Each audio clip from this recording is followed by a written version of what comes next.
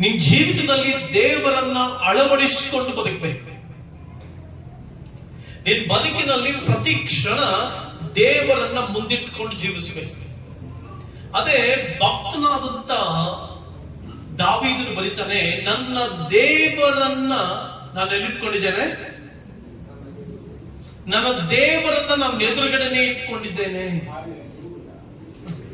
ಎಷ್ಟು ಜನರು ದೇವರನ್ನ ಎದುರಿಗಿಟ್ಕೊಂಡು ಜೀವಿಸ್ತಾ ಇದ್ದೀರಿ? How many of you here you are keeping your God in front of your life? How many of you here you're keeping your living God in front of your life?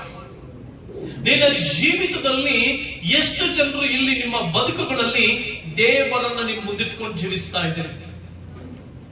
ದೇವರನ್ನ ಮುಂದಿಟ್ಕೊಂಡು ಜೀವಿಸುವಂತ ವ್ಯಕ್ತಿ ಎಲ್ಲಾ ಕಡೆಗಳಲ್ಲಿ ದೇವರಿಗೆ ಮೆಚ್ಚುಗೆಯಾಗಿ ಜೀವಿಸ್ತಾ ಇರ್ತಾರೆ. ನೀನು ದೇವರಿಗೆ ಮೆಚ್ಚುಗೆಯಾಗಿ ಜೀವಿಸ್ತಾ ಇದೆಯೋ? ಹಲ್ಲೆಲೂಯಾ. ದೇವರಿಗೆ ಎಷ್ಟು ಪೂರಕವಾಗಿ ಜೀವಿಸ್ತಾ ಇದೆಯೋ? ದೇವರನ್ನ ಘನಪಡಿಸುವವಳಾಗಿ ಕಾಣಿಸ್ಕೊಳ್ತಾ ಇದೆಯೋ? ದೇವರನ್ನ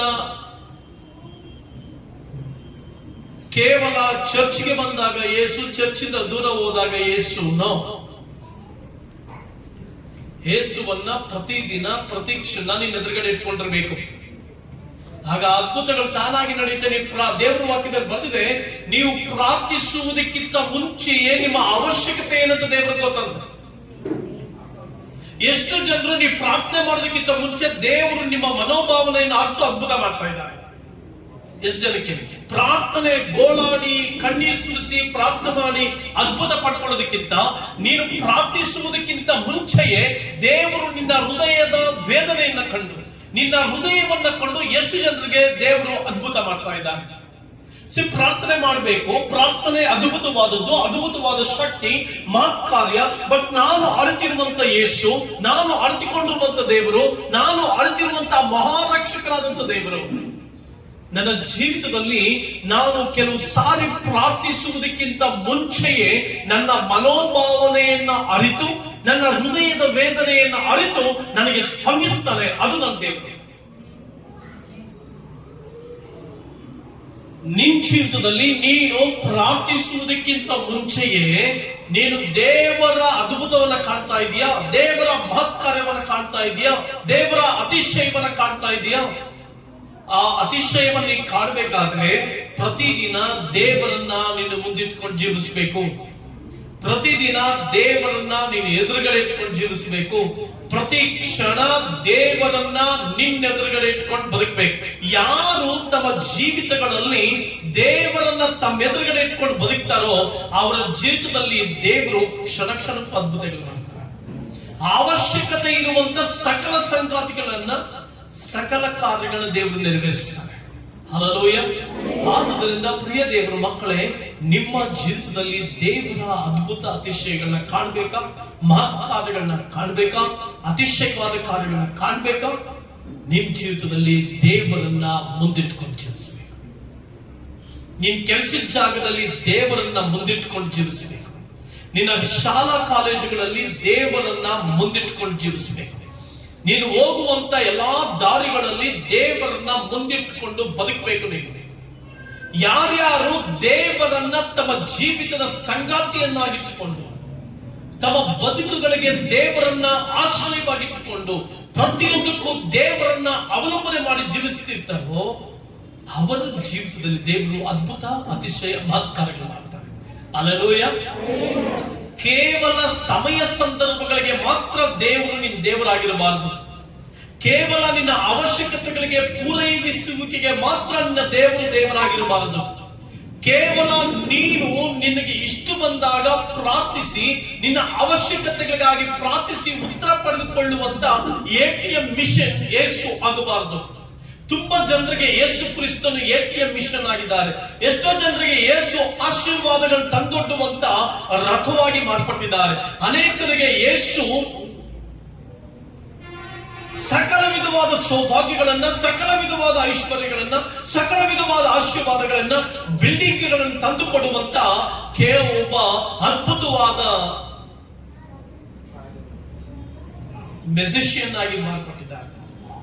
ಕೆಲವರಿಗೆ ಮಾತ್ರನೇ ಯೇಸು ಅವರಿಗೆ ದೇವರಾಗಿದ್ದಾನೆ, ಕೆಲವರಿಗೆ ಮಾತ್ರನೇ ಯೇಸು ಅವರ ರಕ್ಷಕನಾಗಿದ್ದಾನೆ, ಕೆಲವರಿಗೆ ಮಾತ್ರನೇ ಯೇಸು ಜೀವಂತವುಳ್ಳ ದೇವರಾಗಿದ್ದಾನೆ, ಕೆಲವರಿಗೆ ಮಾತ್ರನೇ ಯೇಸು ತಮ್ಮ ಜೀವಿತದ ತಮ್ಮ ಬದುಕಿನ ಕ್ಷಣ ಕ್ಷಣಕ್ಕೂ ಆತನೇ ಸರ್ವವಾಗಿದ್ದಾನೆ, ಆತನೇ ರಕ್ಷಕನಾಗಿದ್ದಾನೆ, ಆತನೇ ಜೀವಿಸುವಂತ ದೇವರಾಗಿದ್ದಾನೆ. ನಾನಿನ್ನು ಪ್ರಶ್ನೆ ಕೇಳುವಂಥದ್ದು, ಯೇಸು ಆಶೀರ್ವಾದಗಳನ್ನ ತಂದು ಕೊಡುವಂತ, ನಿನ್ನ ಕಣ್ಣೀರಿಗೆ ಪ್ರತಿಕ್ರಿಯಿಸುವಂತ, ನಿನಗೆ ಅದ್ಭುತಗಳ ಮೇಲೆ ಅದ್ಭುತಗಳು ಮಾಡುವಂತ ರಥವಾಗಿದ್ದಾರೋ, ಇಲ್ಲ ಜೀವಿತದ ಸರ್ವ ನಾಡಿಗಳಲ್ಲಿ ಆತನು ಸರ್ವಾಧಿಪತಿಯಾಗಿ, ರಕ್ಷಕನಾಗಿ, ದೇವರಾಗಿ, ರಾಜನಾಗಿ ಕಂಗೊಳಿಸುವಂತ ಅದ್ಭುತವುಳ್ಳಂತ ಸಾರ್ವಭೌಮನಾದ ದೇವರಾಗಿದ್ದಾನೆ. ಅನೇಕರಿಗೆ ಯೇಸು ಸಾರ್ವಭೌಮನಾದ ದೇವರಾಗಲಿಲ್ಲ. ಕೀರ್ತನೆಗಾರ ನೀತಿ ಬರ್ತಾನೆ, ದೇವರು ಆತನು ಸಾರ್ವಭೌಮನಾದ ದೇವರು. ನಮ್ಮ ದೇವರು ಸಾರ್ವಭೌಮನಾದ ದೇವರು. He is the Almighty God and Sovereign God. ಎಷ್ಟು ಜನರಿಗೆ ದೇವರು ಆ ರೀತಿಯಾದಂತ ದೇವರಾಗಿದ್ದಾರೆ? Amen, hallelujah. ನಾವು ನಮ್ಮ ದೇವರನ್ನ ಪೂರ್ಣ ಪ್ರಜ್ಞೆಯಿಂದ, ಪೂರ್ಣ ವಿಮೋಚನೆಯಿಂದ, ಪೂರ್ಣ ವಿವೇಚನೆಯಿಂದ, ಪೂರ್ಣ ಜ್ಞಾನದಿಂದ ದೇವರನ್ನ ಆರಾಧಿಸುವಂತ ದೇವ ಮಕ್ಕಳಾಗಬೇಕು, ಯವನಸ್ಥರುಗಳಾಗಬೇಕು. ಹಲ್ಲೆಲೂಯಾ. ನಿನ್ ದೇವರು ಯಾರಾಗಿದ್ದಾನೆ? ನಿನ್ನ ಸೃಷ್ಟಿಕರ್ತ ನಿನಗೇನಾಗಿದ್ದಾನೆ? ನಿನ್ನ ರಾಜನು, ನಿನ್ನ ದೇವನು ನಿನ್ನ ಜೀವಿತದ ನರನಾಡಿಗಳಲ್ಲಿ ಅಳವಡಿಸಿಕೊಂಡಿರುವಂತ ಅದ್ಭುತವಾದ ರಕ್ಷಕನಾಗಿದ್ದಾನೋ, ಇಲ್ಲ ಕೇವಲ ಚರ್ಚಿಗೆ ಬಂದಾಗ ದೇವರಾಗಿದ್ದಾನೋ, ಇಲ್ಲ ನಿನ್ನ ಅವಶ್ಯಕತೆಗಳ ಪೂರೈಕೆಗೆ ಆತನು ಯೆಹೋವ ಈರೆಯಾಗಿದ್ದಾನೋ, ಇಲ್ಲ ನಿನ್ನ ಕಷ್ಟಗಳಿಂದ ಬಿಡಿಸುವುದಕ್ಕಾಗಿ ದೇವರಾಗಿದ್ದಾನೋ, ಇಲ್ಲ ನಿನ್ನ ಸಮಸ್ತದಲ್ಲಿ ಸಮಸ್ತವುಳ್ಳಂತ ದೇವರಾಗಿದ್ದಾನೆ. ಎಷ್ಟೋ ಜನರಿಗೆ ಸಮಸ್ತದಲ್ಲಿ ಸಮಸ್ತವೂ ಆಗಿರುವವನು ಇಲ್ಲ. ನನ್ನ ದೇವರು ನನಗೆ ಸಮಸ್ತದಲ್ಲಿ ಸಮಸ್ತವಾಗಿದ್ದಾನೆ, ಆತನೇ ನನ್ನ ದೇವರು, ಆತನೇ ನನ್ನ ರಕ್ಷಕನು. ಹಲ್ಲೆಲೂಯಾ. ಸೊ ಇದು ಅದ್ಭುತವಾಗಿ ಅರ್ಥಕೊಳ್ಳಬೇಕಾಗಿದ್ದಂತ ಸತ್ಯಾಂಶ. ನಿನ್ನ ಸೃಷ್ಟಿಕರ್ತನನ್ನ, ನಿನ್ನ ದೇವರನ್ನ, ನಿನ್ನ ರಾಜನನ್ನ, ನಿನ್ನ ಕರ್ತನನ್ನ, ನಿನ್ನ ರಕ್ಷಕನನ್ನ, ನಿನ್ನ ಯೇಸುವನ್ನ ನಿನ್ನ ಮುಂದಿಟ್ಟುಕೊಂಡು ಬದುಕು, ನಿನ್ನ ಜೊತೆಯಲ್ಲಿಟ್ಕೊಂಡು ಜೀವಿಸು, ನಿನ್ನೊಂದಿಗಿಟ್ಕೊಂಡು ಜೀವಿಸು. ಆಗ ನೀನೆಂದಿಗೂ ತಪ್ಪಿ ಹೋಗೋದಿಲ್ಲ, ನೀನೆಂದಿಗೂ ದಾರಿ ತಪ್ಪಲ್ಲ, ನೀನೆಂದಿಗೂ ಕೂಡ ನಿನ್ನ ಜೀವಿತದಲ್ಲಿ ಏನಾಗುವುದಿಲ್ಲ, ಆ ದೇವರ ಮಹಿಮೆಯನ್ನು ಬಿಟ್ಟು ಜೀವಿಸೋದಿಲ್ಲ. ಇರಲಿ, ದೇವರ ಮಹಾಪರಿಶುದ್ಧವಾದ ನಾಮಕ್ಕೆ ಸ್ತೋತ್ರವಾಗಲಿ. Amen, hallelujah. ಈ ದಿನ ನಾನು ಬೆಳಗಿನ ಜಾವ ದೇವರೊಂದಿಗೆ, ದೇವರ ಜೊತೆ ಹಾಗೆ ಓಡಾಡ್ತಿರುವಾಗ, ಸ್ವಾಮಿ ನನಗೆ ನಿನ್ನ ಪ್ರಸಂಗ ಬೇಕು. ತುಂಬಾ ಜನರು ಪ್ರಾರ್ಥನೆ ಅಂತಂದ್ರೆ ಎಲ್ಲಿ ಜನರ ಮುಂದೆ ಮೊಣಕಾಲೂರಿ ಪ್ರಾರ್ಥಿಸ್ತಾರೋ ಅದನ್ನು ಮಾತ್ರ ಪ್ರಾರ್ಥನೆ ಅನ್ಕೊಂಡಿದ್ದಾರೆ. ಆದರೆ ಹೃದಯಂಗಮವಾಗಿ ದೇವರೊಂದಿಗೆ ಮಾತನಾಡುವಂತ ಪ್ರಾರ್ಥನೆಯ ಜೀವಿತಕ್ಕೆ ನಾವು ಬರಬೇಕು. ದೇವರೊಂದಿಗೆ ನಿತ್ಯ ಮಾತನಾಡುವಂತ ಸ್ಪಿರಿಟ್ ನಿನಗಿರ್ಬೇಕು. ಅದಕ್ಕೆ ಕೀರ್ತನೆಗಾರ ಹೇಳ್ತಾರೆ, ರಾತ್ರಿಗಳಲ್ಲಿಯೂ ನನ್ನ ಅಂತರಾತ್ಮವು ನನ್ನನ್ನು ಬೋಧಿಸುತ್ತದೆ. ಕ್ರೈಸ್ತತ್ವ ಎಲ್ಲಿಗೆ ಬರಬೇಕು ಗೊತ್ತಾ? ಕ್ರೈಸ್ತಿಯ ಜೀವಿತ ಎಲ್ಲಿಗೆ ಬರಬೇಕು ಗೊತ್ತಾ? ದೇವರ ಮಹಿಮೆಯನ್ನ ಪೂರ್ಣ ಅರ್ಥಿಕೊಳ್ಳುವಂತ ಕ್ರೈಸ್ತತ್ವ ಅಂತಂದ್ರೆ ನಿನ್ನ ಜೀವಿತದಲ್ಲಿ, ನಿನ್ನ ಮನೋಭಾವನೆಯಲ್ಲಿ ಯೇಸುವನ್ನ ಪ್ರಾರ್ಥಿಸುವಂತ, ಯೇಸುವನ್ನ ಅರಿಯುವಂತ, ಯೇಸುವನ್ನ ನಿನ್ನ ರಾತ್ರಿ ಸಮಯಗಳಲ್ಲಿಯೂ ಪ್ರತಿದಿನ 24 ಗಂಟೆ ನಿನ್ನ ಆತ್ಮ ನಿನ್ನ ದೇವರೊಟ್ಟಿಗೆ ಮಾತನಾಡುವಂತದ್ದಾಗಬೇಕು, ನಿನ್ನ ದೇವರೊಟ್ಟಿಗೆ ಪ್ರಾರ್ಥಿಸುವಂತದ್ದಾಗಬೇಕು, ನಿನ್ನ ರಕ್ಷಕನೊಟ್ಟಿಗೆ ಪ್ರಾರ್ಥಿಸುವಂತ ಮನೋಭಾವನೆ ನಿನಗಿರ್ಬೇಕು. ಆಮೆನ್. ದೇವರ ಮಹಾಪರಿಶುದ್ಧವಾದ ನಾಮಕ್ಕೆ ಸ್ತೋತ್ರವಾಗಲಿ. ದೇವರು ಕೃಪಾಪೂರ್ಣನು. ಹಲ್ಲೆಲೂಯಾ. ಪಕ್ಕದಲ್ಲಿರೋರಿಗೆ ಹೇಳ್ರಿ, ದೇವರು ಕೃಪಾಪೂರ್ಣನಾಗಿದ್ದಾನೆ. ದೇವರು, ನನ್ನ ದೇವರು ಕೃಪಾಪೂರ್ಣನಾಗಿದ್ದಾನೆ. ಪಕ್ಕದಲ್ಲಿರೋರಿಗೆ ಹೇಳಿ, ಪಕ್ಕದಲ್ಲಿರೋರು ನೋಡಿ ಹೇಳಿ, ಅಮ್ಮ, ಸಹೋದರ. ನೀವು ಸಹೋದರಿ ಅನ್ನಲ್ಲ, ಆಮೇಲೆ ಸಹೋದರ ಅಂತ ಎಲ್ಲ ಹೆಣ್ಮಕ್ಳು ಕೂಡ ಸಹೋದರ ಅಂತ ಇದ್ರು ಪಕ್ಕದಲ್ಲಿದ್ರು. ನನ್ನ ಸಹೋದರಿಯರು ಸಹೋದರಿ ಅಂತ ಕರೀರಿ, ಸಹೋದರರು ಸಹೋದರ ಅಂತ ಕರೀರಿ. ಹೇಳಿ, ಅಲೋ ಸಹೋದರಿ, ನನ್ನ ದೇವರು ಕೃಪಾಪೂರ್ಣನಾಗಿದ್ದಾನೆ, ಆತನು ದಯಾಪರನಾಗಿದ್ದಾನೆ, ಆತನು ಕರುಣಿಸುವವನಾಗಿದ್ದಾನೆ, ಆತನು ದೀರ್ಘ ಶಾಂತನಾಗಿದ್ದಾನೆ, ನನ್ನನ್ನು ನಿನ್ನನ್ನು ಪರಾಂಪರಿಸುವಂತ ದೇವರಾಗಿದ್ದಾನೆ. ದೇವರಲ್ವ, ಎಂತ ಅದ್ಭುತವಾದ ದೇವರು, ಪರಾಂಪರಿಸುವಂತ ದೇವರು. ಹಲ್ಲೆಲೂಯಾ. ದಿನ ಬೆಳಗ್ಗೆ ನಾನು ಹಾಗೆ ದೇವರೊಂದಿಗೆ ಹೃದಯದಲ್ಲಿ ಮಾತನಾಡುವಾಗ ದೇವರು ನನಗೆ ಒಂದು ವಚನಕ್ಕೆ ನನ್ನನ್ನು ಕರ್ಕೊಂಡು ಹೋಗ್ತಾರೆ. ಆ ವಚನ ಯೋವೇಲನು ಬರೆದ ಪತ್ರಿಕೆ 2ನೇ ಅಧ್ಯಾಯ 25ನೇ ವಚನ. ದೇವರಾತ್ಮನು ಈ ದಿನ ನಾನು ಹೃದಯದಲ್ಲಿ ದೇವರೊಂದಿಗೆ ನಿತ್ಯ ಸ್ವಾಮಿಯನ್ನ ಕೇಳ್ತಿರುವಾಗ ಈ ದಿನ ನಾನು ಜನರಿಗೆ ಯಾವ ವಾಕ್ಯವನ್ನ ಮಾತನಾಡಬೇಕು, ನಿನ್ ಪ್ರಜೆಗಳಿಗೆ ಯಾವ ಉತ್ತರವನ್ನ ಕೊಡಬೇಕು, ಏನ್ ಮಾತನಾಡಬೇಕು ಅಂತ ದೇವರ ಹತ್ರ ಕೇಳುವಾಗ ಪರಿಶುದ್ಧಾತ್ಮನು ನನ್ನನ್ನ ಒಂದು ವಾಕ್ಯಕ್ಕೆ ನಡೆಸ್ತಾರೆ. ಆ ವಾಕ್ಯವೇ ಯೋವೇಲನು ಬರೆದ ಪತ್ರಿಕೆ 2ನೇ ಅಧ್ಯಾಯ 25ನೇ ವಚನ. ಈ ಯೋವೇಲನು ಅನ್ನುವಂಥದ್ದು ಪ್ರವಾದಿಗಳಲ್ಲಿ ಒಂದು ಪುಸ್ತಕ, ಪ್ರವಾದನ ಪುಸ್ತಕ.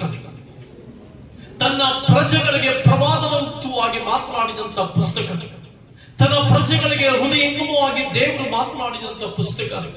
ತನ್ನ ಪ್ರಜೆಗಳು ಅಲ್ಲಾಡಿ ಹೋದಾಗ, ತನ್ನ ಪ್ರಜೆಗಳು ಸಂಕಟದಲ್ಲಿರುವಾಗ, ತನ್ನ ಪ್ರಜೆಗಳು ದುಃಖದಲ್ಲಿರುವಾಗ, ತನ್ನ ಪ್ರಜೆಗಳು ಎಲ್ಲವನ್ನ ಕಳ್ಕೊಂಡಾಗ ದೇವರು ತನ್ನ ಪ್ರಜೆಗಳೊಟ್ಟಿಗೆ ಹೃದಯಂಗಮವಾಗಿ ಮಾತನಾಡ್ತಾ ಇದ್ದಾನೆ. ನನ್ನ ಮಕ್ಕಳೇ, ನಿಮ್ಮ ಈ ಪರಿಸ್ಥಿತಿಗೆ ಕಾರಣ ಏನು? ನಿಮ್ಮ ಸಮಸ್ಯೆಗಳಿಗೆ ಕಾರಣ ಏನು? ನೀವು ಅನುಭವಿಸ್ತಾ ಇರುವಂತ ಅನಾರೋಗ್ಯಗಳಿಗೆ ಕಾರಣ ಏನು? ನೀವು ಅನುಭವಿಸ್ತಾ ಇರುವಂತ ಸಂದಿಗ್ಧ ಪರಿಸ್ಥಿತಿಗಳಿಗೆ what is the reason of your trouble? ನಿನ್ನ ಸಮಸ್ಯೆಗೆ ಕಾರಣ ಏನು? ಇದಕ್ಕೆ ಯೋವೇಲನ ಪ್ರವಾದನ ಗ್ರಂಥವು ಸಾಕ್ಷ್ಯವಾಗಿದೆ. ಅನೇಕರು ಇವತ್ತಿನ ದಿನ ನಾವಿರಬೇಕಾಗಿದ್ದಂತ ಸ್ಥಾನದಲ್ಲಿ ಇರ್ಲಿಕ್ಕಾಗ್ತಾ ಇಲ್ಲ.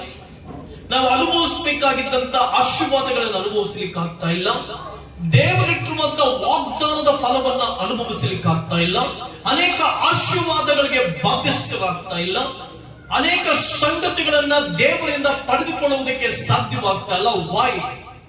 ನಿನ್ನ ಬಲದಿಂದ ನೀನು ಓಡ್ತಾ ಇರ್ಬೋದು, ನಿನ್ನ ಜ್ಞಾನದಿಂದ ಓಡ್ತಾ ಇರ್ಬೋದು, ನಿನ್ನ ವಿವೇಕದಿಂದ ಓಡ್ತಾ ಇರ್ಬೋದು, ನಿನ್ನ ಶಕ್ತಿಯಿಂದ ಓಡ್ತಾ ಇರ್ಬೋದು, ನಿನ್ನ ಹಣಕಾಸಿನಿಂದ ಓಡ್ತಾ ಇರ್ಬೋದು.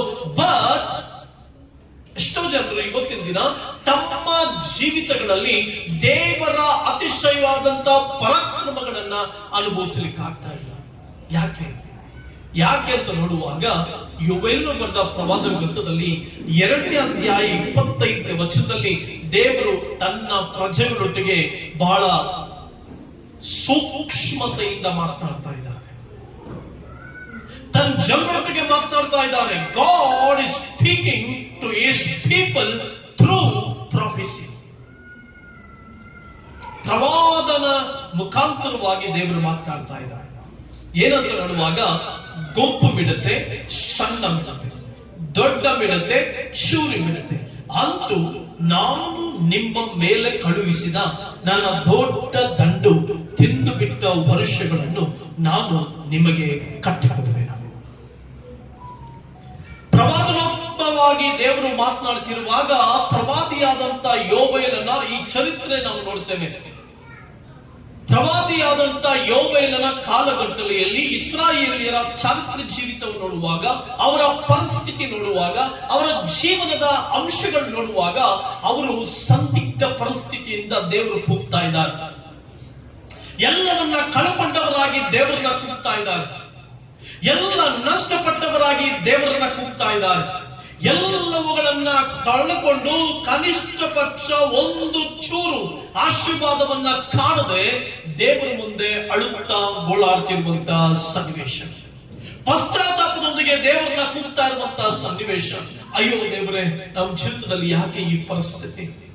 ದೇವರೇ, ನಮ್ಮ ಬದುಕಿನಲ್ಲಿ ಯಾಕೆ ಈ ಪರಿಸ್ಥಿತಿ? ಅನಾರೋಗ್ಯಗಳು ಯಾಕೆ? ನಾನು ಅಂದುಕೊಂಡಂತ ಪರಿಸ್ಥಿತಿಯಲ್ಲಿ ನಾನು ಇಲ್ವಲ್ಲ, ಆರೋಗ್ಯ ನನ್ನ ಜೀವಿತದಲ್ಲಿ ಇಲ್ವಲ್ಲ, ಆಶೀರ್ವಾದ ನನ್ನ ಜೀವಿತದಲ್ಲಿ ಇಲ್ವಲ್ಲ. ಎಲ್ಲಾ ಕಡೆಗಳಿಂದಲೂ ನಾನು ಪರಿತಪಿಸ್ತಾ ಇದ್ದೇನೆ. ಎಲ್ಲ ಕಡೆಗಳಲ್ಲಿಯೂ ಕೂಡ ನಾನು ಸಂದಿಗ್ಧ ಪರಿಸ್ಥಿತಿಯಲ್ಲಿ ಇದ್ದೇನೆ. ಆಶೀರ್ವಾದ ಇದೆ, ಸಂತೋಷ ಇಲ್ಲ. ಆಶೀರ್ವಾದ ಇದೆ, ನೆಮ್ಮದಿ ಇಲ್ಲ. ದೇವರೇ, ನೀ ಎಲ್ಲವನ್ನ ಕೊಟ್ಟಿದ್ದಿ, ಏನೋ ಆಂತರಿಕವಾದ ಭಯ, ಏನೋ ಎಲ್ಲವನ್ನ ಕಳ್ಕೊಳ್ತೀನಿ ಅನ್ನುವಂತ ಭಯ, ಏನೋ ನಮ್ಮ ಜೀವಿತದಲ್ಲಿ ತಪ್ಪು ನಡೆದು ಬಿಡುತ್ತೇನೋ ಅನ್ನುವಂತ ಭಯ, ಏನೋ ನನ್ನ ಜೀವಿತದಲ್ಲಿ ಕೆಟ್ಟದ ಆಗ್ಬಿಡುತ್ತೇನೋ ಅನ್ನುವಂತ ಭಯ. ಸಮಾಧಾನ ಇಲ್ಲ ಸ್ವಾಮಿ. I lost my peace. ಇದ್ದಕ್ಕಿದ್ದ ಹಾಗೆ ಅನುಮಾನಗಳು ಆರಂಭ ಆಗ್ತಾ ಇದೆ ನನ್ನ ಜೀವಿತದಲ್ಲಿ. ಇದ್ದಕ್ಕಿದ್ದ ಹಾಗೆ ನಾನು ಬದುಕುತ್ತೇನೋ ಇಲ್ವೋ ಅನ್ನುವಂತ ಭಯ ನನ್ನ ಜೀವಿತದಲ್ಲಿ ಕಾಡ್ತಾ ಇದೆ. ಅಯ್ಯೋ, ನಾನು ಸಾಯೋದ್ರೊಳಗಾಗಿ ನನ್ನ ಮಕ್ಕಳಿಗೆ ಏನು ಮಾಡಲಿಲ್ವಲ್ಲ ಅನ್ನುವಂತ ಭಯ. ಈ ರೀತಿಯಾಗಿ ಅನೇಕ ಭಯಗಳ ವಾತಾವರಣದಲ್ಲಿ ನೀನಿವತ್ತು ಬಂದಿರುವುದಾದ್ರೆ, ಇವತ್ತು ನಿನ್ನ ಜೀವಿತದಲ್ಲಿ ಸಂದಿಗ್ಧ ಪರಿಸ್ಥಿತಿಯಲ್ಲಿ ನೀನು ಬಂದಿರುವುದಾದ್ರೆ, ಜ್ಞಾನವನ್ನ ನಿನ್ನ ಜೀವಿತದಲ್ಲಿ ಕಳ್ಕೊಂಡವಳಾಗಿ ಬಂದಿರುವುದಾದ್ರೆ, ನೀನು ಕಳವಳದ ಜೀವಿತದಲ್ಲಿ ಜೀವಿಸ್ತಾ ಇರೋದಾದ್ರೆ, ನೀನು ಭಯದ ವಾತಾವರಣದಲ್ಲಿ ಜೀವಿಸ್ತಾ ಇರೋದಾದ್ರೆ, ಹೃದಯದಲ್ಲಿ ಏನೋ ಕಳವಳ, ಹೃದಯದಲ್ಲಿ ಏನೋ ಅಸಮಾಧಾನ, ಹೃದಯದಲ್ಲಿ ಏನೋ ಶಾಂತಿ ಇಲ್ಲದೆ ಇರುವಂತ ಬದುಕು, ಆಲೋಚನೆಗಳಲ್ಲಿ ತಪ್ಪಾದ ಆಲೋಚನೆಗಳು ವಿಭಿನ್ನವಾದ ಆಲೋಚನೆಗಳು ನನ್ನ ಕಾಡ್ತಾ ಇದೆ. ಇದರಿಂದ ನನಗೆ ಬಿಡುಗಡೆ ಯಾವಾಗ ಸ್ವಾಮಿ? ಅನೇಕ ವರ್ಷಗಳಿಂದ ಇದೇ ಪರಿಶ್ರಮ, ಅನೇಕ ವರ್ಷಗಳಿಂದ ಇದೇ ಸಂದಿಗ್ಧ ಪರಿಸ್ಥಿತಿ, ಅನೇಕ ವರ್ಷಗಳಿಂದ ಅದೇ ಸಾಲ, ಅನೇಕ ವರ್ಷಗಳಿಂದ ಅದೇ ಬಾಧೆ, ಅನೇಕ ವರ್ಷಗಳಿಂದ ಅದೇ ಬಡ್ಡಿ ಕಟ್ಟು, ಅನೇಕ ವರ್ಷಗಳಿಂದ ಅದೇ ಪ್ರಯಾಸ, ಅನೇಕ ವರ್ಷಗಳಿಂದ ಅದೇ ಅನಾರೋಗ್ಯ. ನಾನೇನ್ ಮಾಡ್ಲಿ ಸ್ವಾಮಿ? ನಾನು ಯಾವ ರೀತಿ ಮುಂದೆ ಹೋಗಲಿ ದೇವರೇ? ನಾನು ಯಾವ ರೀತಿ ಮುಂದೆ ಸಾಗಲಿ ಸ್ವಾಮಿ? ಆಗ್ಬೇಕಾದ ಕೆಲಸ ಆಗ್ಬೇಕು ಅನ್ಕೊಳ್ಳುವಷ್ಟರಲ್ಲಿ ಆಗದೆ ಹೋಗ್ತಾ ಇದೆ. ಕೈಗೆ ಸಿಗುತ್ತೆ, ನಾನು ಆಶೀರ್ವಾದ ಹೊಂದ್ಬಿಡ್ತೀನಿ ಅನ್ನುವಷ್ಟರಲ್ಲಿ ಕೈ ಜಾರಿ ಹೋಗ್ತಾ ಇದೆ. ಹೇಗೆ ಸ್ವಾಮಿ ನಾನು ಮುಂದೆ ಹೋಗೋದು? ಹೇಗೆ ದೇವರೇ ನನ್ನ ಜೀವಿತದಲ್ಲಿ ಕಾಣೋದು? ನನ್ನ ಮಕ್ಕಳು ಇನ್ನೇನು ಸರಿ ಆಗ್ತಾರೆ ಅನ್ನುವಷ್ಟರಲ್ಲಿ ಎಲ್ಲ ಅಸ್ತವ್ಯಸ್ತವಾಗ್ತಾ ಇದೆ. ನನ್ನ ಗಂಡ ಸರಿ ಹೋಗ್ತಾ ಇದೆ ಅನ್ನುವಷ್ಟರಲ್ಲಿ ಮತ್ತೆ ಸಮಸ್ಯೆ. ಯಾಕೆ ದೇವರೇ ನನ್ನ ಜೀವಿತದಲ್ಲಿ?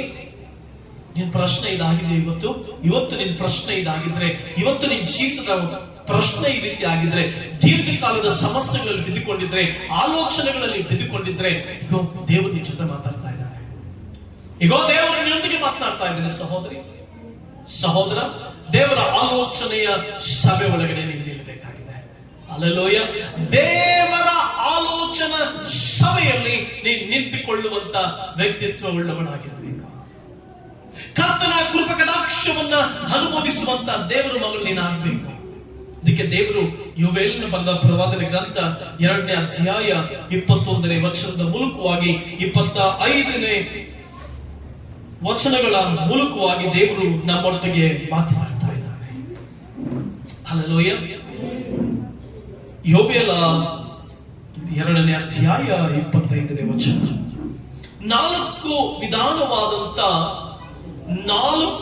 ವಿಧಾನವಾದಂತ ಮಿಡಿತಗಳ ಬಗ್ಗೆ ದೇವರು ಮಾತನಾಡ್ತಾ ಇದ್ದಾನೆ. Hallelujah.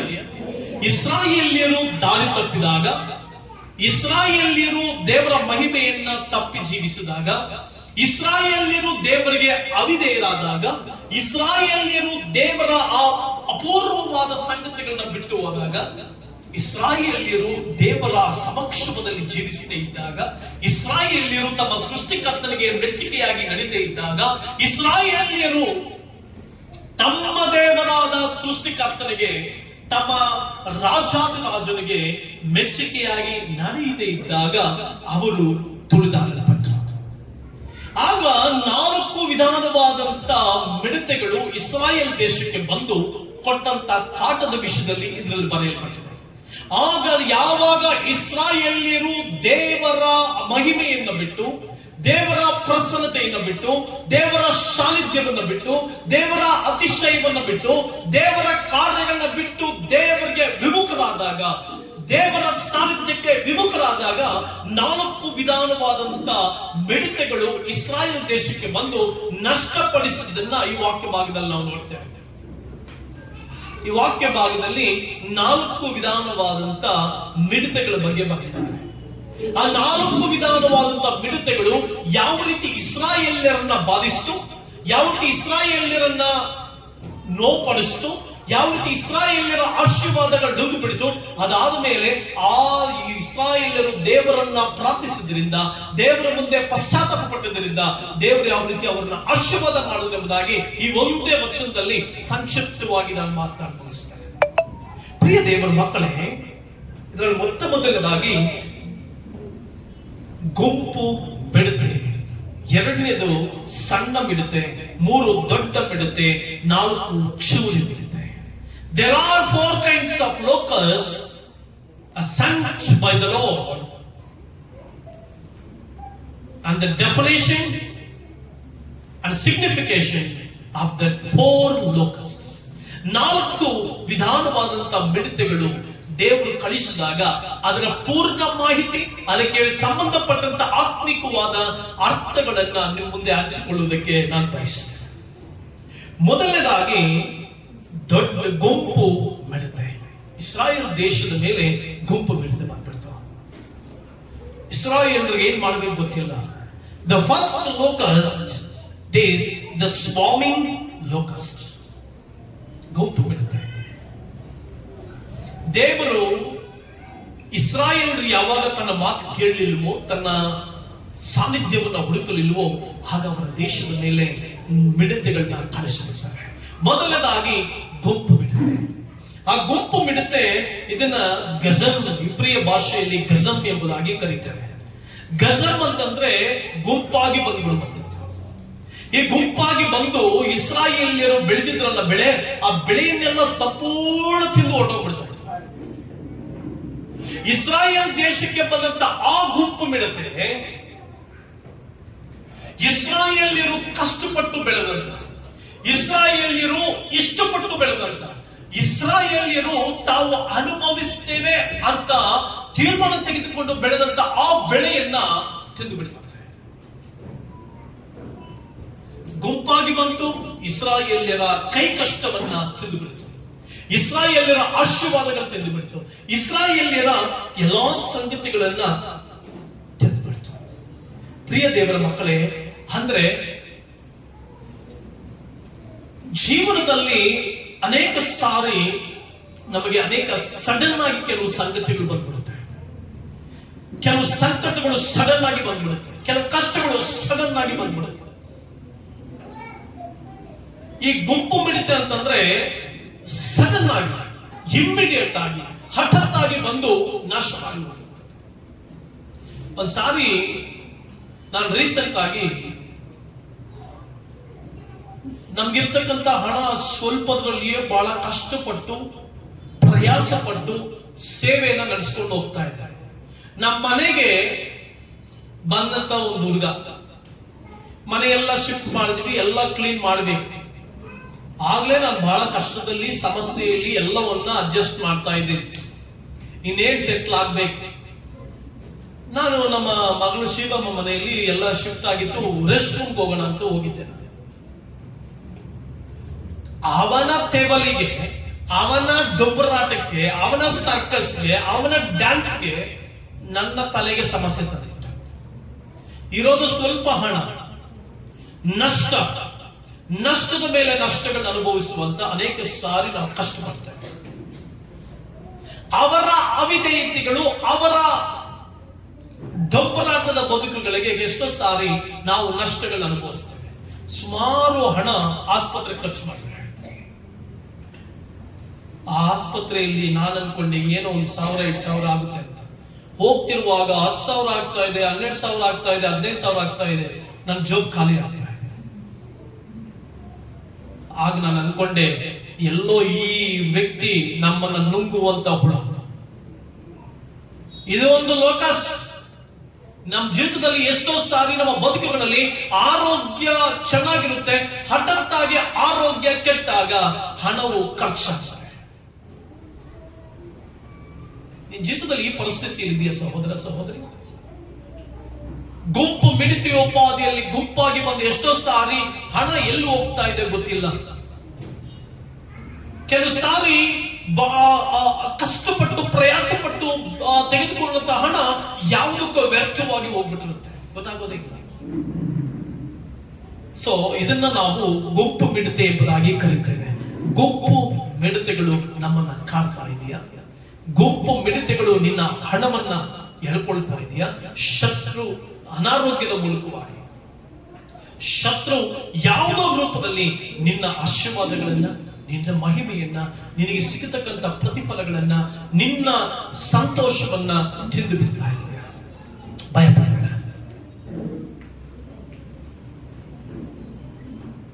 The swarming locust represents sudden overwhelming loss, like when a person's life is turned upside down by tragedy, addiction, financial ruin and crisis. ಸರಿ ನಾವು ಆ ರೀತಿ ಅನುಭವಿಸ್ತೀವಲ್ವ? ಏನೋ ಚೆನ್ನಾಗಿ ಆಗ್ತೀವಿ ಅನ್ನೋ ಅಷ್ಟರಲ್ಲಿ ಯಾವುದೋ ಒಂದು ಸಮಸ್ಯೆ, ಆರೋಗ್ಯ ಚೆನ್ನಾಗಿ ಆಗ್ತಾ ಇದ್ರೆ ಏನೋ ಒಂದು ಆಯಾಸ, ಏನೋ ಒಂದು ಸಮಸ್ಯೆ. ದೇಹ ಹೇಳ್ತದೆ ಏನೋ ನಿನಗೆ ವಯಸ್ಸಾಗ್ತಾ ಇದೆ, ದೇಹ ಹೇಳುತ್ತೆ ನಿನಗೆ ಅನಾರೋಗ್ಯ ಆಗ್ತಾ ಇದೆ, ಯು ಆರ್ ಗೋಯಿಂಗ್ ಡೌನ್, ನೀ ಕೆಳಗಡೆ ಹೋಗ್ತಾ ಇದೆಯಾ ಅಂತ ಭಯಪಡಬೇಡ. ಗುಂಪು ಮಿಡತೆ ಇವತ್ತು ನಿನ್ನನ್ನು ಕಾಡ್ತಾ ಇದೆಯಾ?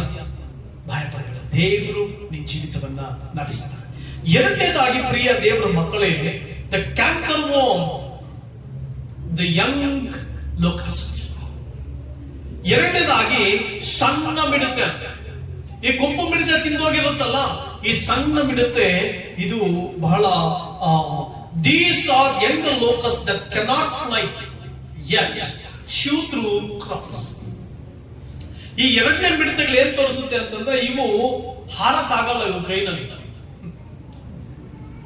ಹಾರಲ್ಲ, ಆದ್ರೆ ನಮ್ಮ ಜೀವನದಲ್ಲಿ ಕ್ರಿಯೆಗಳು ನಡೆಸ್ತಾ ಹೋಗ್ತಾ ಇರ್ತವೆ. ಗುಂಪು ಮಿಡತೆ ನಿನ್ನನ್ನ ರಭಸವಾಗಿ ಬಂದು ಸಡನ್ ಪ್ರಾಬ್ಲಮ್ಸ್ಗಳು, ಸಡನ್ ಮಕ್ಕಳಿಗೇನೋ ಅನಾರೋಗ್ಯ ಆಯಿತು, ಸಡನ್ ತೊಂದರೆಗಳು ನಿನ್ನ ಜೀವಿತದಲ್ಲಿ ಬಂದು ಹೋಗಿರ್ಬೋದು. ಎರಡನೇದಾಗಿ ನಿನ್ನ ಜೀವನದಲ್ಲಿ ಈ ಸಣ್ಣ ಮಿಡತೆ, young locust, symbolize silent or subtle destructions slowly eating away at your spiritual life, such as doubt, fear, compromise or apathy. ಅಂದ್ರೆ ಕೆಲವು ಸಾರಿ ಎಲ್ಲ ಚೆನ್ನಾಗಿ ನಡೀತಾ ಇರ್ತದೆ, ಸಡನ್ ಆಗಿ ಏನೋ ಒಂದು ಭಯ, ಸಡನ್ ಆಗಿ ಏನೋ ವಿಷಯದಲ್ಲಿ ಭಯ ಬಂದ್ಬಿಡುತ್ತೆ, ಸಡನ್ ಆಗಿ ಏನೋ ನಿನ್ನ ಆಲೋಚನೆಗಳಲ್ಲಿ ಆತಂಕ, ಏನೋ ನಿನ್ನ ಆತ್ಮಿಕ ಜೀವಿತದಲ್ಲಿ ಆತಂಕ. ಕೆಲವು ಸಾರಿ ನಿನ್ನ ಒಳಗಡೆ ಅನ್ಸುತ್ತೆ, ಏನ್ ಪ್ರಾರ್ಥನೆ ಮಾಡ್ತೀಯ ಮಾಡು, ಏನ್ ನಡೆಯುತ್ತೆ, ಏನ್ ಪ್ರಾರ್ಥನೆ ಮಾಡ್ತೀಯ ಮಾಡು, ಏನ್ ನಿನ್ನ ಜೀವಿತದಲ್ಲಿ ನಡೆಯುತ್ತೆ, ಏನೋ ಒಂದು ಭಯ, ಏನೋ ಒಂದು ಆತಂಕ, ಹೃದಯ ಬಡಿತ ಜಾಸ್ತಿ ಆಗುತ್ತೆ, ಹೃದಯ ಜೋರಾಗಿ ಪಡ್ಕೊಳ್ಳೋಕೆ ಜಾಸ್ತಿ ಆಗುತ್ತೆ. ಭಯದ ವಾತಾವರಣದಲ್ಲಿ ಜನ ಜೀವಿಸ್ತಾರೆ, ಆತಂಕದಲ್ಲಿ ಜನ ಜೀವಿಸ್ತಾರೆ, ಏನೋ ಟೆನ್ಷನ್. ದ ಸ್ಪಿರಿಚುವಲ್ ಟ್ರಬಲ್, ಆತ್ಮಿಕವಾದಂತ ಟ್ರಬಲ್. ಪ್ರಿಯ ಸಹೋದರಿ, ಈ ಸ್ಲೋ ಆಗಿ ನಿನ್ನ ಸಮಾಧಾನವನ್ನು ತಿನ್ನುವಂತ, ನಿನ್ನ ಶಾಂತಿಯನ್ನು ತಿನ್ನುವಂತ, ನಿನ್ನ ನೆಮ್ಮದಿಯನ್ನ ಹಾಳು ಮಾಡುವಂತ, ನಿನಗೆ ಟೆನ್ಷನ್ಸ್ಗಳ ಮೇಲೆ ಟೆನ್ಷನ್ಸ್ ಆರಂಭ ಆಗುವಂತ ಈ ಯೌವನ ಮಿಡತೆಗಳು. ಇವು ಹಾರಲ್ಲ, ಹಾರಿದ್ರೆ ಎಲ್ಲೋ ಹಾರ್ಕೊಂಡು ಹೊರಟೋಗ್ಬಿಡ್ತವೆ. ಬಟ್ ಸ್ಲೋ ಆಗಿ ನಿನ್ನ ಜೀವಿತದಲ್ಲಿ ಅನೇಕ ಸಂಗತಿಗಳನ್ನ ತಂದು ನಿನಗೆ ವೇದನೆ ತರ್ತವೆ. ತಪ್ಪಾದ ಆಲೋಚನೆಗಳು ತಂದು ನಿನ್ನ ಮನಸ್ಥಿತಿಯನ್ನ ಕೆಡಿಸ್ತವೆ. ತಪ್ಪಾದಂತ ಭಿನ್ನಾಭಿಪ್ರಾಯಗಳು ತಂದು ನಿನ್ನನ್ನು ಕೆಡಿಸ್ತವೆ. ತಪ್ಪಾದಂತ ಸಂಬಂಧದಲ್ಲಿ ತಪ್ಪು ತಿಳುವಳಿಕೆಗಳನ್ನು ತಂದು ನಿಮ್ಮ ಸಂಬಂಧಗಳನ್ನ ಕೆಡಿಸ್ತವೆ. ಆ ರೀತಿಯಾದಂತ ಜೀವಿತ ನಿನ್ನ ಜೀವಿತವಾಗಿದೆಯಾ? ಭಯಪಡಬೇಡ ಪ್ರಿಯ ಸಹೋದರನೇ ಸಹೋದರಿ. ಎರಡನೇದು ಚಿಕ್ಕ ಮಿಡತೆ, ಅಂದ್ರೆ ಗುಂಪು ಮಿಡತೆ ಮತ್ತೆ ಚಿಕ್ಕ ಮಿಡತೆ, ಸಣ್ಣ ಮಿಡತೆ. ಮೂರನೇದಾಗಿ ಕ್ಯಾಟರ್ಪಿಲ್ಲರ್, ದ ಕ್ರಾಯಿಂಗ್ ಡಿವೋರರ್. ಪ್ರಿಯ ದೇವರ ಮಕ್ಕಳೇ, ಅಂದ್ರೆ ಇವು ತೆರಳುವಂತಹ ನುಂಗುವ ಹುಳಗಳು. This is a devouring insect often associated with larvae or the final stage before metamorphosis. ಪ್ರಿಯ ದೇವರ ಮಕ್ಕಳೇ, ಇದು ನುಂಗುವಂತ ಕೀಟ. ಇದು ಹೆಚ್ಚಾಗಿ ಲಾರ್ವಾಗಳೊಂದಿಗೆ ಅಥವಾ ರೂಪಾಂತರದ ಮೊದಲು ಅಂತಿಮ ಹಂತದೊಂದಿಗೆ ಸಂಬಂಧಿಸಿದೆ. ಗುಂಪು ಮಿಡತೆ, ಸಣ್ಣ ಮಿಡತೆ ಮತ್ತೆ ಚೂರಿ ಮಿಡತೆ. ಪ್ರಿಯ ದೇವರ ಮಕ್ಕಳೇ, ಈ ಗುಂಪು ಮಿಡತೆ, ಸಣ್ಣ ಮಿಡತೆ, ಈ ದೊಡ್ಡ ಮಿಡತೆ ಅಂತಂದ್ರೆ ಇದು ಗುಂಪಾಗಿ ಬಂದು ತಿಂದೋಗಿರುತ್ತೆ. ಸ್ಲೋ ಆಗಿ ಜೀವನದಲ್ಲಿ ಬಹಳ ಕಷ್ಟಗಳು ನಡೆಸುತ್ತೆ. ಇಲ್ಲಿ ನಾವು ನೋಡ್ತೇವೆ, ಇದು ಬಹಳ ದೀರ್ಘಕಾಲದ ಅನಾರೋಗ್ಯ, ದೀರ್ಘಕಾಲದ ಪ್ರಾಬ್ಲಮ್, ದೀರ್ಘಕಾಲ ಅದೇ ಪ್ರಾಬ್ಲಮ್, ಅದೇ ಹಣದ ಸಮಸ್ಯೆಗಳು, ದೀರ್ಘಕಾಲದಲ್ಲಿ ಅದೇ ತೊಂದರೆಗಳು, ದೀರ್ಘಕಾಲದ ಅನಾರೋಗ್ಯ, ದೀರ್ಘಕಾಲದ ಹಣದ ಸಮಸ್ಯೆ, ದೀರ್ಘಕಾಲದ ಕ್ಯಾರೆಕ್ಟರ್ ಪ್ರಾಬ್ಲಮ್, ದೀರ್ಘಕಾಲ ಅದೇ ಕ್ಯಾರೆಕ್ಟರ್ ಬದಲಾಗಲಿಲ್ಲ, ದೀರ್ಘಕಾಲ ಅದೇ ಸಮಸ್ಯೆ ಬದಲಾಗಲಿಲ್ಲ, ದೀರ್ಘಕಾಲ, ದ ಲಾಂಗ್ ಟರ್ಮ್ ಪ್ರಾಬ್ಲಮ್ಸ್. ನಿನ್ನ ಜೀವಿತದಲ್ಲಿ ಲಾಂಗ್ ಟರ್ಮ್ಸ್, ಮನೆಯಲ್ಲಿ ಒಂದೇ ವಿಷಯಕ್ಕೆ ಲಾಂಗ್ ಟರ್ಮ್ ಜಗಳ, 10 ವರ್ಷದಲ್ಲಿ ಏನು ಸಮಸ್ಯೆ ಇತ್ತೋ ಇವಾಗ್ಲೂ ಅದನ್ನೇ ತೆಗೆದು ಸಮಸ್ಯೆ ಮಾಡಿಕೊಡುವುದು, ದೀರ್ಘಕಾಲದ ಪ್ರಾಬ್ಲಮ್ಸ್. ಹೆಂಡತಿ ಹೇಳ್ತಾಳೆ, 20 ವರ್ಷದಿಂದ ನಾನ್ ಚೆನ್ನಾಗಿದ್ದೆ, ಇವಾಗ ಚೆನ್ನಾಗಿಲ್ಲ. ಮದುವೆ ಆಗೋದಕ್ಕಿಂತ ಮುಂಚೆ ಅವಾಗ ಚೆನ್ನಾಗಿದ್ದೆ, ಇವಾಗ ಚೆನ್ನಾಗಿಲ್ಲ ನಾನು. ದೀರ್ಘಕಾಲದ ಸ್ಟುಪಿಡ್ ಕ್ಯಾರೆಕ್ಟರ್, ದೀರ್ಘಕಾಲದ ಅಯೋಗ್ಯ ಗುಣಗಳು ನಮ್ಮ ಜೀವಿತದಲ್ಲಿ ಇರ್ತವೆ. ದೀರ್ಘಕಾಲದ ಅಯೋಗ್ಯಕರವಾದಂತಹ ಸ್ವಭಾವಗಳು ನಮ್ಮ ಒಳಗಡೆ ಇರ್ತವೆ. ದೀರ್ಘಕಾಲದ ಅನಾರೋಗ್ಯಗಳು ಇರ್ತವೆ.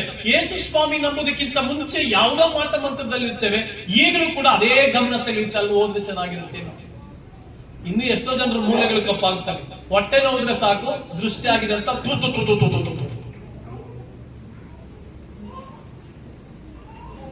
ದೃಷ್ಟಿ ಆಗಿದೆ ಅಂತ ತುತ್ತು ಅಂತಂದ್ಬಿಟ್ಟು ಕಾಲ್ ಕೆರ್ತೀವಿ. ದೀರ್ಘಕಾಲದ ಕ್ಯಾರೆಕ್ಟರ್ಗಳು, ದೀರ್ಘಕಾಲದ ಸ್ವಭಾವಗಳು, ದೀರ್ಘಕಾಲದ ಅನಾರೋಗ್ಯಗಳು. ಯಾಕೆ ಅಂತಂದ್ರೆ that is called the locust.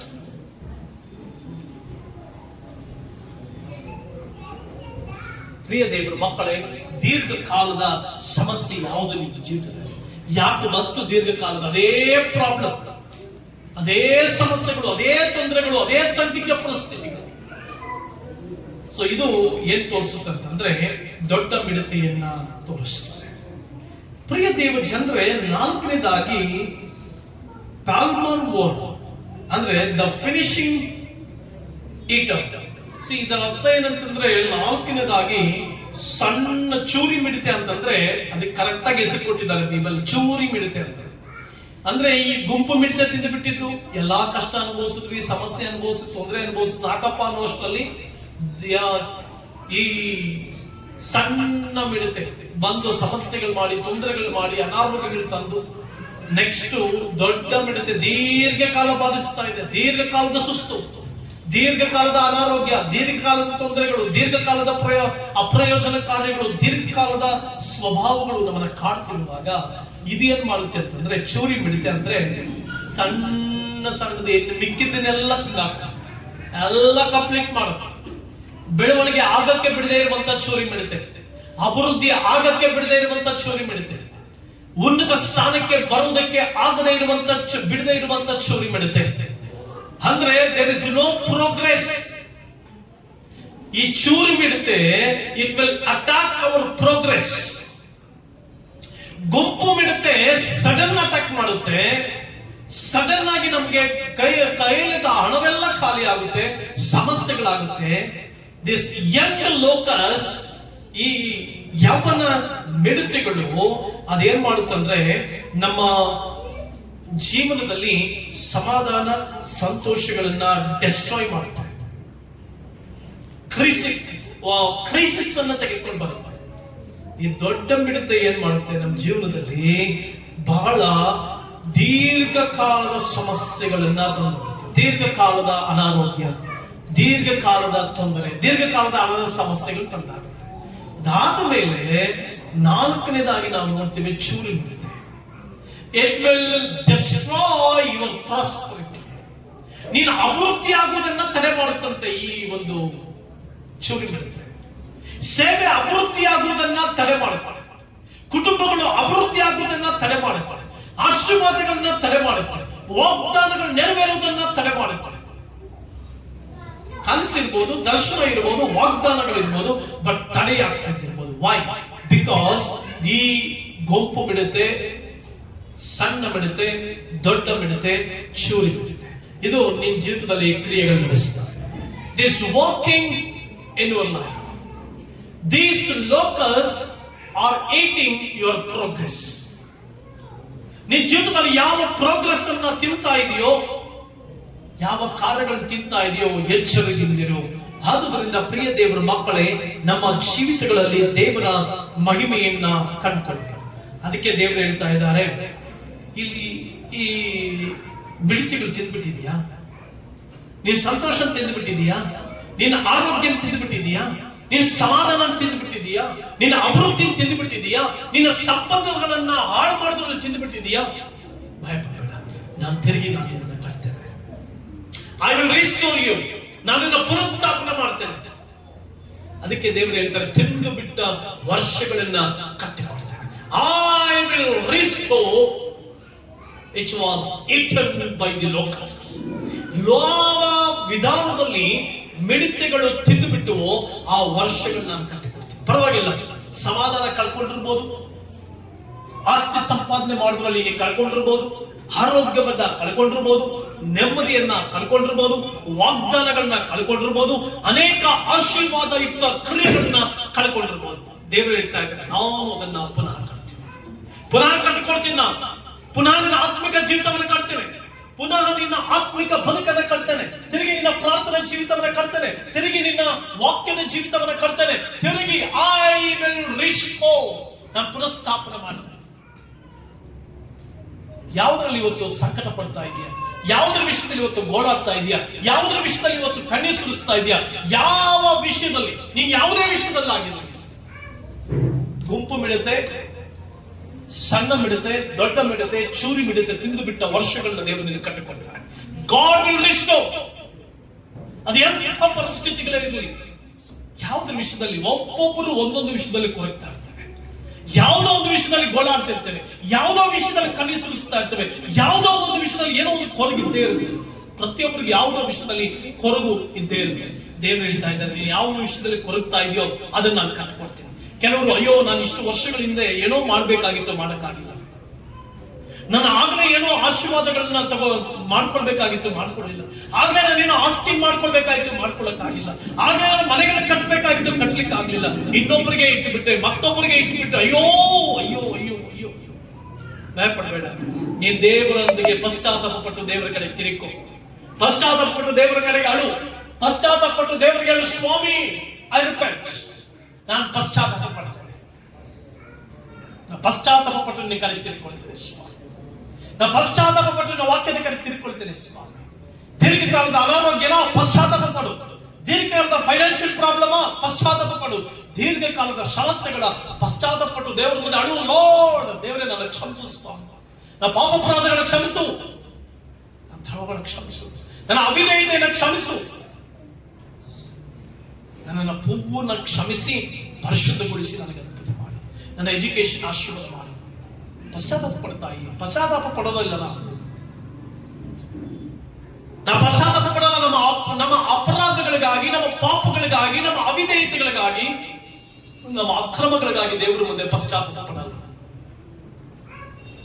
ದೇವರು ಮತ್ತೆ ಕಟ್ಟಿಕೊಡ್ಬೇಕ ನಿನ್ನ ವರ್ಷಗಳನ್ನ, ಮತ್ತೆ ಕಟ್ಟಿಕೊಡ್ಬೇಕಾ ಆಶೀರ್ವಾದಗಳನ್ನ, ಮತ್ತೆ ನಿನ್ನ ಜೀವಿತದಲ್ಲಿ ಎಲ್ಲವನ್ನ ಪಡ್ಕೊಳ್ಬೇಕಾ, ಇನ್ನು ಸುಂದರವಾದ ಬದುಕನ್ನ ಬದುಕಬೇಕಾ, ಆಶೀರ್ವಾದಕರವಾದ ಬದುಕನ್ನ ಬದುಕಬೇಕಾ, ಆರೋಗ್ಯಕರವಾದ ಬದುಕನ್ನ ಬದುಕಬೇಕಾ, ಅತಿಶಯ ಅದ್ಭುತಗಳನ್ನ ಮತ್ತೆ ಪಡ್ಕೊಳ್ಬೇಕಾ, ಮತ್ತೆ ಸಮೃದ್ಧಿ ಬೇಕಾ, ಮತ್ತೆ ಆಶೀರ್ವಾದ ಬೇಕಾ, ಮತ್ತೆ ಅತಿಶಯ ಬೇಕಾ, ಮತ್ತೆ ದೇವರಿಂದ ಉನ್ನತವಾದ ಕಾರ್ಯಗಳನ್ನು ಕಾಣಬೇಕಾ, ನಿದ್ದೆಯನ್ನು ಬಿಟ್ಟು ಎದ್ದು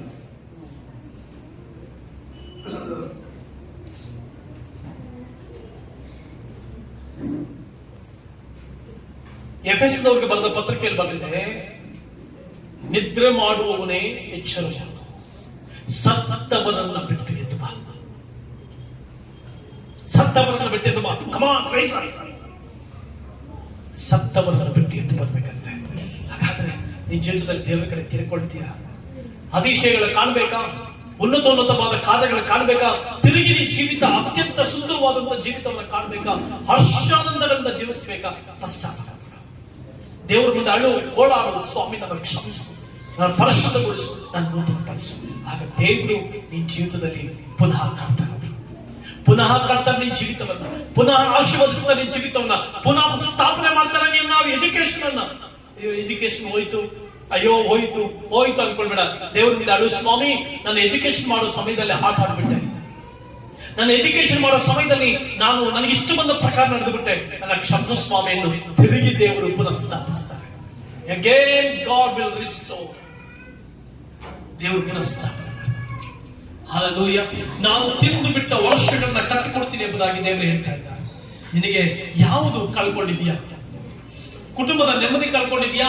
ಕುಟುಂಬಕ್ಕೆ ದೇವರ ಸೇವಕರು ಕರೆಸಿ ಪಶ್ಚಾತ್ತಾಪದೊಂದಿಗೆ ಪ್ರಾರ್ಥನೆ ಇಡು, ಪಶ್ಚಾತ್ತಾಪದ ಪ್ರಾರ್ಥನೆ ಇಡು. ಸ್ವಾಮಿ ತಿರುಗಿ ನನ್ನ ಮನೆಗೆ ಐಶ್ವರ್ಯ ಬೇಕು, ತಿರುಗಿ ನನ್ನ ಕುಟುಂಬಕ್ಕೆ ಆಶೀರ್ವಾದ ಬೇಕು, ತಿರುಗಿ ನನ್ನ ಮನೆಗಳಿಗೆ ದೇವರ ಸೌಭಾಗ್ಯ ಬೇಕು, ದೇವರ ಸಮೃದ್ಧಿ ಬೇಕು. ದೇವರ ಮುಂದೆ ಅಡು, ದೇವರ ಮುಂದೆ ಗೋಳಾಡು, ಸೇವಕರನ್ನ ಮನೆಗೆ ಕರೆಸಿ ಪ್ರಾರ್ಥನೆ ಇಡು. ಪ್ರಾರ್ಥನೆಯೊಂದಿಗೆ ತಿರುಗಿ ಆರಂಭವಾಗಲಿ, ತಿರುಗಿ ಪುನಃಸ್ಥಾಪನೆ ಆಗಲಿ, ತಿರುಗಿ ಆಶೀರ್ವಾದಗಳನ್ನ ಕಾಣು, ತಿರುಗಿ ಮಹಿಮೆಯನ್ನ ಕಾಣು, ತಿರುಗಿ ದೇವರ ಅತಿಶಯವನ್ನ ಕಾಣು, ದೇವರ ಉನ್ನತವಾದ ಪರಾಕ್ರಮ ಕ್ರಿಯೆಗಳನ್ನ ಕಂಡು ಅನೇಕರಿಗೆ ಸಾಕ್ಷಿಯಾಗಿ ಅನೇಕರಿಗೆ ಸಾಕ್ಷಿಯಾಗಿ ನಡೆದನು. ಹಲ್ಲೆಲೂಯಾ.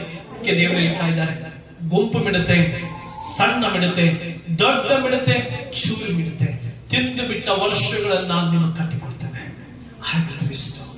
ನನ್ನ ಕೃಪಾಪೂರ್ಣನಾದ ದೇವರು, ಕರುಣೆಯುಳ್ಳ ದೇವರು, ದಯಾಪರನಾದ ದೇವರು, ಎಲ್ಲ ತಿಂದು ಬಿಟ್ಟಿದೀಯಾ, ಭಯಪಡಬೇಡ, ನಾನು ನಿಮಗೆ ಕಟ್ಟಿಕೊಡ್ತೇನೆ.